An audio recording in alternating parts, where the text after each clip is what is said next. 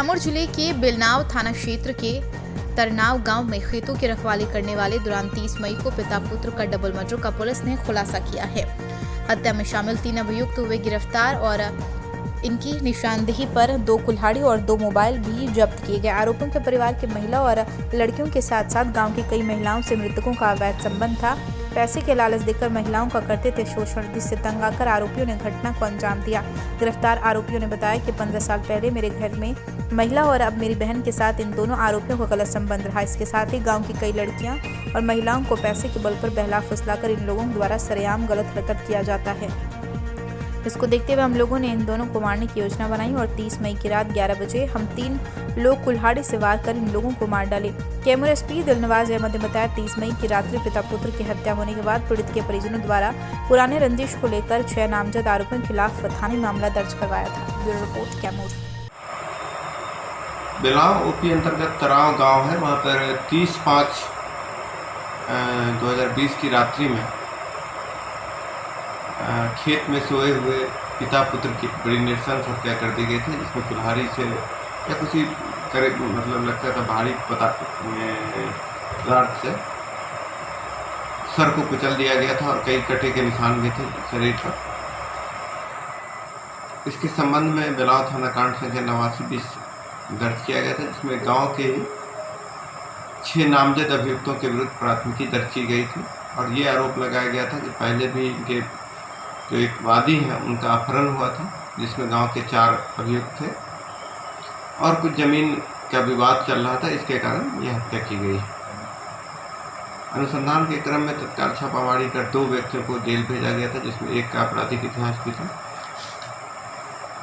उसके बाद फिर पुलिस कई बिंदुओं पर अनुसंधान की और गहन अनुसंधान की। उसमें जो मृतक के पास से मोबाइल बरामद हुआ, उसके सत्यापन के क्रम में पाया गया कि गांव के ही एक लड़की का नंबर भी उसमें था, लेकिन वो लड़की और मृतक के पुत्र के बीच आपस में बातचीत होती थी।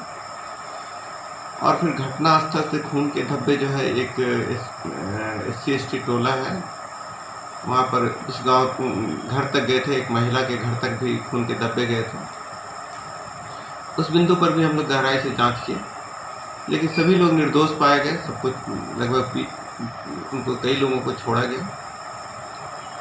फिर एक नामजद अभियुक्त कामेश्वर बिंद की गिरफ्तारी हुई। पहले तो उसके द्वारा बताया गया कि उनको झूठा फंसाया गया है केस में, लेकिन ये बताया कि गांव के एक और व्यक्ति हैं जिनका जमीन का विवाद था, वो लोग हत्या की। फिर उनसे पूछताछ की गई तो वो भी अपने को निर्दोष बताया।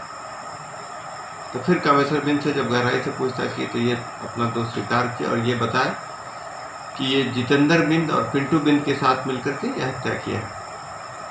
उसके बाद फिर इन दोनों की गिरफ्तारी, एक की चनारी से रोहतास से और एक की और करमचट थाने अंतर्गत डैम पर से गिरफ्तारी हुई। उसके बाद जब फिर इनसे गहराई से पूछताछ हुई तो ये लोग अपना दोष स्वीकार किए और बताया कि कुछ महिलाओं के साथ छेड़छाड़ या प्रेम प्रसंग का मामला था, जिसके कारण से या खुन्नस से इन दोनों व्यक्तियों की पिता पुत्र की हत्या की गई है। इन दोनों की निशानदेही पर दोनों के घर से घटना में पड़ी कुल्हाड़ी भी बरामद की गई है। इसमें से कामेश्वर बिंद पूर्व में भी हत्या और फिरौती अपहरण के मामले में जेल जा चुका है और बाकी दोनों के आपराधिक इतिहास हम लोग खंगाल रहे हैं। बाकी जो अन्य नामजद अभियुक्त हैं उनके संलिप्तता के बिंदु पर हम बात कर रहे हैं। सर, गिरफ्तार आरोपियों का कहना है कि गांव के कई महिलाओं के साथ संबंध बना चुके थे। इस संबंध में पुलिस के पास अभी तक कोई सूचना नहीं है।